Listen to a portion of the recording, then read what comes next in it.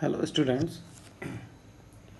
In the last class we studied about arithmetic operations on a series object. Today we will study about filtering entries in a series object. So what do you mean by filtering? Filtering means you have to remove some rows and create a new object. Okay. So let us see. Suppose we have a series object SO1H like this. So we have three elements 2, 4, 6 with the index 0, 1, 2, and SO1 is our series object. It is given, and if we perform an operation SO2 is equal to SO1 greater than 3. So you know that this is a vectorized operations. Okay, so what will be SO2? We have studied already. Because SO1 greater than 3 is a vectorized operation, so we know that what would be SO2. So the SO2 would be false, true, true, and the index will be 0, 1, 2. Why? Because 2 is greater than 3, false, so here it will come false.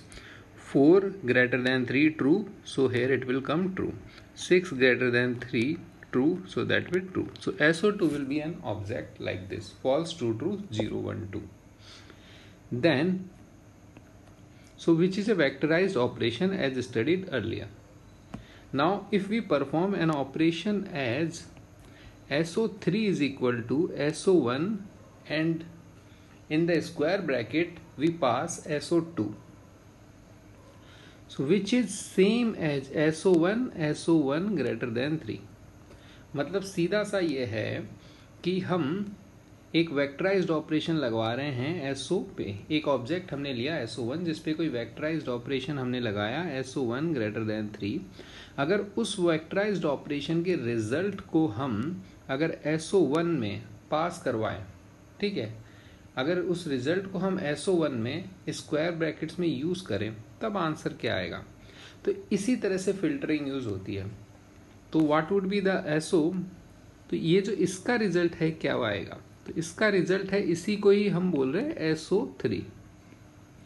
ठीक है, तो इसको है और इस चीज को हमने कैलकुलेट करा है पहले कि ये है SO2 हमारा. तो ये हो गया हमारा SO3 equal to SO1 SO2. SO2 को हम SO1 greater than 3 है, ये हमने पहले डिक्लेयर करा है. तो जो SO3 होगा वो क्या होगा कि जो भी ट्रू वैल्यूज है केवल उसी को ही लेगा और फॉल्स को छोड़ देगा.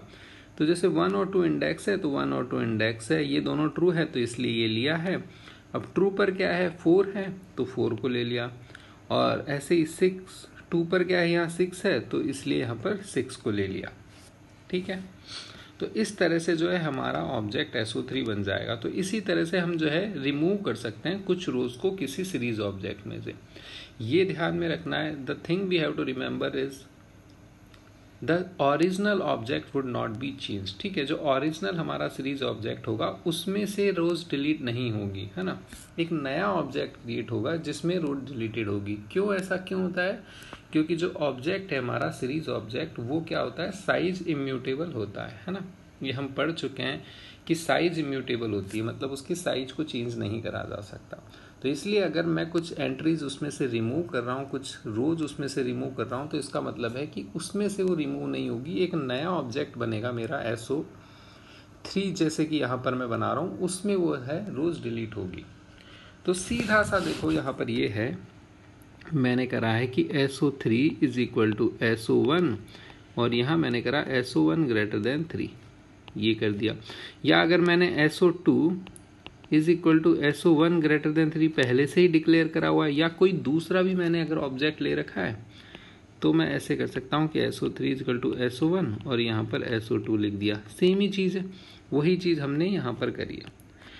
तो इसका जो रिजल्ट है, क्योंकि ये वेक्टराइज ऑपरेशन है, SO1 greater than 3 जो है एक वेक्टराइज्ड ऑपरेशन है, इसका जो रिजल्ट है वो क्या आएगा, ट्रू फॉल्स में आएगा.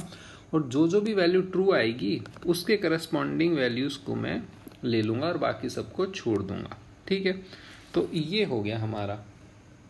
अब देखो This is how we can filter some entries from a series object and can create a new filtered series object. Remember that original array is not changed. और यहाँ पर मुझे लिखना चाहिए original object, ठीक है, क्योंकि ये जनरली हम ऑब्जेक्ट इसी को रिफर कर रहे हैं. तो remember that original object is not changed. So let us see a question, then it will be more clear. What will be the output produced by the following program. ये हमारा programme है, तो इसका output क्या आएगा. Import pandas SPD, और ये एक मैंने सीरीज ऑब्जेक्ट क्रिएट करा 31, 41 और 51. तो ये मैंने एक सीरीज ऑब्जेक्ट क्रिएट करा. Index is obviously 0, 1, 2. और मेरे को ये चेक करना है ये वाला इन्फो ग्रेटर देन 40. इसका मतलब ये इसमें भी है और इसमें भी है ग्रेटर देन 40. तो मेरा जो नया रिजल्ट बनेगा वो क्या बनेगा, ये वाला. ठीक है, तो बेसिकली ट्रू फॉल्स की हम डायरेक्ट बात ही, अब डायरेक्ट हम रिजल्ट पे आ रहे हैं. ट्रू फॉल्स की बात यहाँ पर नहीं कर रहे हैं कि एक नया ऑब्जेक्ट बनेगा. होगा तो ऑब्वियसली ऐसे ही कि ये जो है इसका क्या होगा, एक रिजल्ट, एक नया ऑब्जेक्ट बनेगा, और वो जो नया ऑब्जेक्ट है फिर जो है ये फाइनल ऑब्जेक्ट बनाएगा. तो अब जो हम इंटरमीडिएटरी ऑब्जेक्ट जो बन रहा है ट्रू फॉल्स वाला, उसकी बात ना करके डायरेक्ट रिजल्ट की बात कर रहे हैं, है ना. तो आपने देखा कि यहाँ पर हमारा क्या हो रहा है कि हमने लिया SO1, फिर उससे हमारा कोई बना SO2, और SO2 से हमारा SO3 बना. ठीक है, और ये जो है आपका, ये आपका ट्रू फॉल्स वाला ऑब्जेक्ट बना था. अभी हम क्या कर रहे हैं कि अभी हम डायरेक्ट SO1 से SO3 पे आ रहे हैं. हम बीच वाला स्टेप्स जो है अवॉइड कर रहे हैं, डायरेक्ट आने की कोशिश कर रहे हैं SO1 से SO3 पे. ठीक है, तो ये जो है आपका आंसर हो जाएगा. देखो यहाँ पर देखो, ये है हमारा, ये देखो पहले वाला प्रिंट हो गया आपका, कि जो आपका ट्रू फॉल्स वाला ऑब्जेक्ट बनेगा. SO2 वाला, ये वाला इन्फो ग्रेटर देन 40, और फिर जो है हमारा ये SO3 बन जाएगा. ठीक है, वही जो हमने यहाँ पे लिखा था वही यहाँ पर है. बस ये क्लियर है. अब देखो एक और क्वेश्चन यहाँ पर देखते हैं. क्वेश्चन क्या है कि contributions made by each section of a class 11th for the farewell party of class 12 is given in a series object. मतलब वो ये कि ये जो है हमारे पास क्लास 11th है, ये उसके सेक्शन है, और ये हमारा कंट्रीब्यूशन है. वही फेयरवेल पार्टी के लिए इन्होंने ये कंट्रीब्यूशन कराया. अब हमको क्या देखना है कि write a program to display which section made a contribution of 500 and more. मतलब हमने देखो फिर वही चीज़ है, हमें क्या करना है कि हमें फाइनल रिजल्ट देखना है कि क्या होना चाहिए, फिर हम स्टेप्स देखेंगे हमारा. तो देखो हमारा फाइनल रिजल्ट क्या होगा, ये होगा हमारा फाइनल. ये हमें चाहिए फाइनल रिजल्ट कि 506 जिन्होंने 500 या उससे ज़्यादा कंट्रीब्यूट किया है, तो वो किसने किया, ए ने किया है और सी ने किया है. तो ये जो है हमारा फाइनल जो है ऑब्जेक्ट है, ये हमें चाहिए. तो इसके लिए क्या करना है, आप देखो आउटपुट में मैं थोड़ा एक लाइन और लिखना चाह रहा हूँ. ठीक है, ताकि थोड़ा सा अच्छा लगे. Contribution greater than equal to 500 by. ठीक है, तो एक लाइन और एक्स्ट्रा लिख दी मैंने. तो उसी के लिए, क्योंकि आउटपुट में एक लाइन एक्स्ट्रा लिखना चाह रहा हूँ मैं, अच्छा दिखे उसके लिए, तो इनपुट में भी देखो मैंने यहाँ पर जो है मेरा प्रोग्राम जो मैंने बनाया उसमें भी मैंने एक्स्ट्रा लाइन लिख दी. बस इसका ऐसा कोई रोल नहीं है. और फिर ये जो मेरा प्रोग्राम है, ये इंपोर्ट पांडाज है, ये मैंने एक कमेंट लिखा. ठीक है, हम बात कर चुके हैं कि कमेंट लिखना जो है अच्छी चीज़ है. एग्जाम्स में अगर आप कमेंट लिखोगे तो आपको you will attract more marks, suppose so. ठीक है, तो यहाँ मैंने देखो हम ये भी चीज़ बात करी थी कि कैसे आप अवॉइड कर सकते हो कि अगर आपको एग्जाम में दे रखा है, क्वेश्चन में दे रखा है कि ऐसा ऑलरेडी गिवन है, तो आप उसको क्रिएशन को अवॉइड कर सकते हो कमेंट लगाकर. Suppose SO is created already. ठीक है, या फिर आप उसको क्रिएट भी कर सकते हो अगर आपके पास इनफ टाइम है तो. We have discuss this in to our last class. ठीक है, तो ये है हमारा बस फाइनली एसओ, और फिर ये स्क्वायर ब्रैकेट में आ जाएगा आपका SO greater than equal to 500. ठीक है, तो ये मैंने करा और ये जो है इससे मेरा आउटपुट आ जाएगा. सेम है बिल्कुल, कोई दिक्कत नहीं है. बस पहले जो है क्वेश्चन डायरेक्ट था और अभी जो है थोड़ा सा एक आपको स्टेटमेंट्स दिए हुए हैं. अगर आप उस स्टेटमेंट को समझ जाओगे तो आंसर आपको पता चल जाएगा कैसे हो आएगा. ठीक हो, अब यहाँ पर जो है हम देखो एक और टॉपिक ले लेते हैं कि सॉर्टिंग ए सीरीज ऑब्जेक्ट क्या होता है.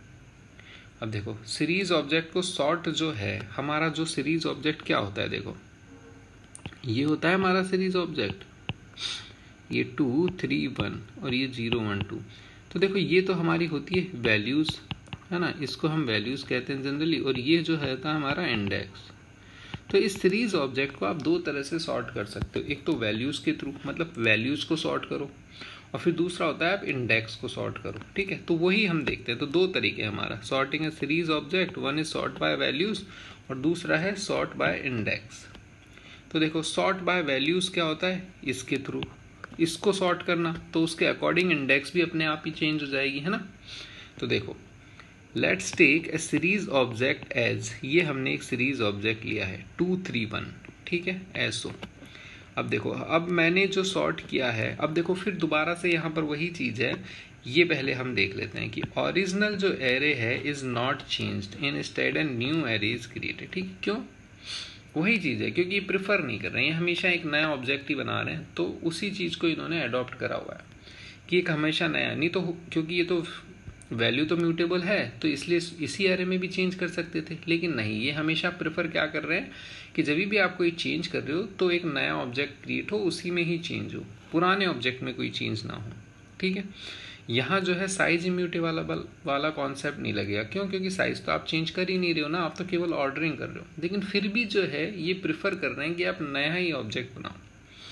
तो देखो let's take a series object, तो ये हमने लिया। अब देखो ये मैं क्या करूँगा, सॉर्ट बाय वैल्यूज करनी है, तो उसका क्या फंक्शन होगा, sort under score values, sort under score values, ठीक है।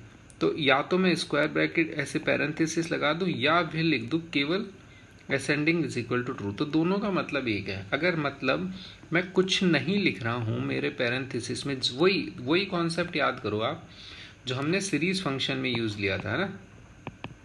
सीरीज में हमने क्या लिखा था, data is equal to none, ठीक है। तो जब अगर मैं कुछ पास नहीं करा रहा हूं तो इसका मतलब क्या होता है, ये एम्प्टी जो होता है इसका मतलब क्या होता है कि data equal to none, index equal to none, D type is equal to none. तो सेम कॉन्सेप्ट जो है यहां पर हम यूज कर रहे हैं कि ascending is equal to true जो है बाय डिफॉल्ट है। अगर मैं खाली पैरेंथेसिस यूज करूंगा जिसमें कुछ भी पास नहीं कराऊंगा, तो उसका मतलब यही होगा कि ascending is equal to true है। असेंडिंग ट्रू का मतलब हो गया कि एक इंक्रीजिंग ऑर्डर में सॉर्ट करेगा। तो देखो 2 3 1 है, इसका मतलब 1 2 3 हो जाना चाहिए। तो देखो ये 1 2 3 हो गया, और इंडेक्स भी अकॉर्डिंगली चेंज हो जाएगी उसकी। देखो 1 की इंडेक्स 2 है यहाँ पर, देखो यहाँ पर भी 1 की इंडेक्स 2 है, यहाँ ऊपर जो है आपकी 3 की इंडेक्स 1 है, तो देखो यहाँ पर भी 3 की इंडेक्स 1 है, और इसी तरह 2 की इंडेक्स यहाँ 0 है, तो देखो यहाँ पर भी 2 की इंडेक्स 0 है। तो वही है, वैल्यूज को सॉर्ट करना है और अकॉर्डिंग इंडेक्स भी चेंज हो जाएगी। अब सेकंड हमारा क्वेश्चन आता है, देखो अब इसी में क्या है कि सॉर्ट वैल्यूज, और अगर ascending is equal to false करूंगा तो रिवर्स ऑर्डर में प्रिंट होगा। तो देखो 3 2 1 हो गया, और इंडेक्स भी जो है अकॉर्डिंगली चेंज हो जाएगी, है ना। बहुत ही सिंपल है ये भी। अब यहाँ पर हम सॉर्ट बाय इंडेक्स देख लेते हैं कि सॉर्ट बाय इंडेक्स क्या होता है।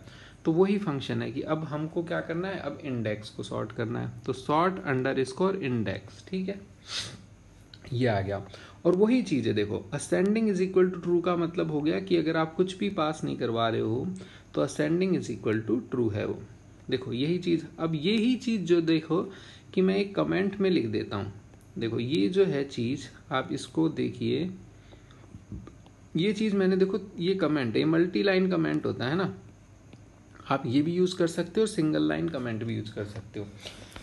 तो मैं यहाँ क्या कहना चाह रहा हूँ कि SO1 is equal to SO dot sort index. तो ये क्या करेगा फंक्शन, ये इंडेक्स को सॉर्ट करेगा और SO1 एक नया ऑब्जेक्ट क्रिएट हो जाएगा। अब क्योंकि ये जो फंक्शन होता है ये इज इक्वल टू होता है ascending is equal to true भी लिखूँ, ऑब्वियसली ट्रू जो है यहाँ पर डिफॉल्ट वैल्यू है। तो इस चीज़ को मैं कैसे शो कर सकता हूँ, अगर मुझे कमेंट में लिखना है ये चीज़ कि ये जो है, तो ये ऐसे मैं कमेंट यूज़ करता हूँ, तो मैं कमेंट में लिख सकता हूँ now which is same as SO1 is equal to SO dot sort index, ठीक है, ये हो गया। तो अब अगर या तो मैं ये यूज़ कर लूँ या ये यूज कर लूँ, दोनों एक ही बात है, रिजल्ट क्या आएगा, ये आएगा कि इंडेक्स सॉर्ट हो जाएगी। देखो अब आपके 0 1 2 है इंडेक्स, जो कि बाय डिफॉल्ट 0 1 2 ही थी, तो इसका मतलब कोई चेंज नहीं होगा। देखो बाय डिफॉल्ट हमारा क्या था, बाय डिफॉल्ट हमारा ये था 0 1 2 और 2 3 1, क्योंकि 0 1 2 इंडेक्स ऑलरेडी सॉर्टेड होती है, तो 0 1 2 2 3 1 इसमें कोई चेंज ही नहीं होगा। अब आप अगर रिवर्स सॉर्ट करवाओगे तब देखो, तो SO1 is equal to sort index, और यहाँ मैंने कर दिया ascending is equal to false. और जैसे ही मैंने असेंडिंग फॉल्स करा तो इसका मतलब क्या हो गया, रिवर्स ऑर्डर में कर दिया। आप देखो 2 1 0 हो गई, और अकॉर्डिंगली वैल्यूज भी उसकी उसी ऑर्डर में सॉर्ट हो गई। तो ये आपका हो गया sort by index, sort by values. अब एक और क्वेश्चन इसमें देख लेते हैं, sort the following series object in dictionary order. Dictionary order क्या होता है, आपने देखी होगी डिक्शनरी में कि वर्ड्स कैसे इंक्रीज होते हैं, तो वही सॉर्टिंग, मतलब डिक्शनरी ऑर्डर यहाँ से कैसे आएगा, अगर मैं वही इंक्रीजिंग ऑर्डर में शॉर्ट कर दूंगा, ये क्या है आपका असेंडिंग ऑर्डर, तो इसका मतलब ये हो जाएगा कि आप डिक्शनरी ऑर्डर में सॉर्ट कर रहे हो, है ना। बेसिकली डिक्शनरी ऑर्डर और इंक्रीजिंग ऑर्डर, यही आपको समझना है कि डिक्शनरी में जो वर्ड्स होते हैं वो एक इंक्रीजिंग ऑर्डर में सॉर्टेड होते हैं। तो यहाँ पर अगर मेरे को डिक्शनरी ऑर्डर पता करना है तो इसका मतलब मेरे को इंक्रीजिंग ऑर्डर में सॉर्ट करनी है वर्ड्स को। तो इंक्रीजिंग ऑर्डर में कर दूंगा तो इसका मतलब वो है आपका डिक्शनरी ऑर्डर में हो जाएगा। तो डिक्शनरी ऑर्डर में देखो अगर क्या होगा, सोचो डिक्शनरी में ए वर्ड पहले आएगा या ए बी वर्ड पहले आएगा, ऑब्वियसली ट्रिपल ए जो है पहले आएगा डिक्शनरी में, है ना। देखना, सोचो इस चीज को कि डिक्शनरी में इन दोनों, अगर दो वर्ड है मेरे पास डिक्शनरी में ट्रिपल ए और ए बी, तो इन दोनों में से कौन सा डिक्शनरी में पहले आएगा, पहले आएगा ट्रिपल ए, है ना। तो अब अगर मैं देखो इसको मैंने, लेकिन जो मैंने सीरीज ऑब्जेक्ट लिया है उसमें ए बी को ऊपर लिया है। अब देखो सॉर्ट करके देखो क्या होता है, तो देखो यहाँ मैंने सॉर्ट किया है, ऊपर तो वही पांडाज वगैरह ले लिया, ऑब्जेक्ट क्रिएट कर लिया, और यहाँ मैंने करा एक नया object SO1 is equal to SO sort values, और फिर इसको प्रिंट कराया तो देखो ए ऊपर आ गया ना और ए बी नीचे आ गया, तो ये इसने कर दिया सॉर्ट इन डिक्शनरी ऑर्डर। ठीक है, आप इसके क्वेश्चन सॉल्व करो, फिर हम नेक्स्ट टॉपिक देखेंगे अगली क्लास में।